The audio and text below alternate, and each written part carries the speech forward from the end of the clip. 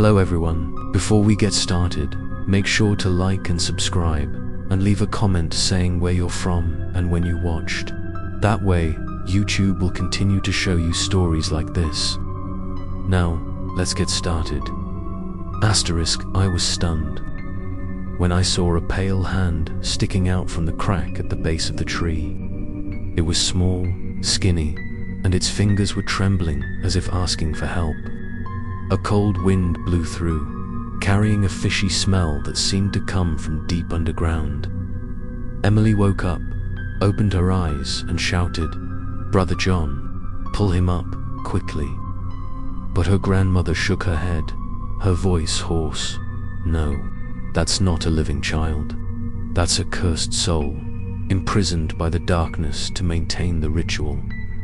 I bent down, intending to pull the hand up, but as soon as my fingers touched it, a series of images rushed into my head.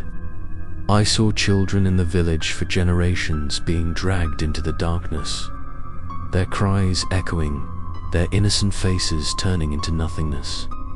And finally, I saw the image of my father being dragged down, his eyes panicked before disappearing. I fell backwards, my whole body cold. The hand still struggled, accompanied by a whisper, "Help us. Free us," Emily sobbed. "John, those are the children who disappeared. They begged you." I tightened my grip on the knife, looking at my grandmother. She shed tears. "John, do you understand? Ritual does not bind just one life, but many lives. To free you, you must cut this chain from the root. But like that, you will have to face all the darkness, not just shadow." The wind howled more fiercely. The crack at the base of the tree widened, emitting a pitch-black light. From within, each child's figure staggered out, their eyes white, their skin pale. Dozens, hundreds of souls, all surrounding us. The whispers combined into a horrifying chorus: "Ritual, ritual, blood." "Shadow." I pulled Emily closer to me, the knife trembling in my hand. Grandma stepped forward, raising her staff, trying to form a circle of light to block it. But I could see that she was exhausted. Her breathing was rapid, her legs were shaking. Shadow spoke again, echoing through the sky. "Do you think you have one, John? You have only opened the gate. The ritual does not end. It only begins, again, stronger. Sacrifice yourself, and I will restore peace," I shouted. "No, I will not let anyone else disappear. If I have to face you, I will face you all." I stabbed the knife into the ground again. The spiral glowed back. But this time, the red light mixed with black, swirling like two opposing forces. The children's souls cried out, some dissolving into dust, but others rushed in, trying to pull. At my hand, I felt as if my flesh was being swallowed by ice. Emily screamed, holding my hand tightly, "Don't let go. You are still here. You are not going in." That moment, I realized, the ritual is not only bound by blood, but also by memory and fear.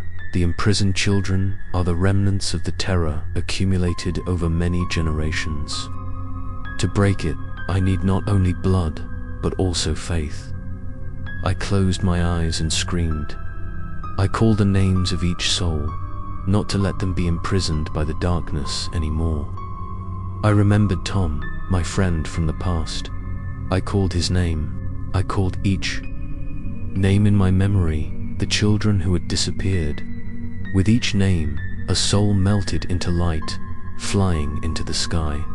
Shadow roared, his body shattered into pieces. Black smoke swirled in pain. You dare to call their names. You dare to return memories to this village? Grandma collapsed, but her eyes were bright, whispering, "That's right, John... You understand. Ritual exists because people accept forgetting. Call them all by name, so that the darkness has nothing to hold on to. I screamed until my voice was hoarse, calling out each child's name. The entire forest was ablaze with 1,000 tiny lights. Emily took my hand, joining in, her eyes sparkling. But as the light flooded in, I saw the crack at the base of the tree widen. Something enormous was rising beneath. It was no longer shadow, but the source of the ritual, the one that had devoured hundreds of souls over the centuries. The ground shook violently. Trees fell. The air was thick, as if it were about to explode. From the crack, a pair of red eyes opened, larger than anything I had ever seen. A voice echoed, deep, ancient. "You dare awaken me, John." I froze, the knife in my hand shaking. Emily hugged me tightly. Grandma sobbed, "No, that is the root. The ancient god that was sealed, the source of all rituals." In front of us, the real horror had just awakened from underground. If you want to know what the ancient entity that rose from the black hole is, watch the next episode.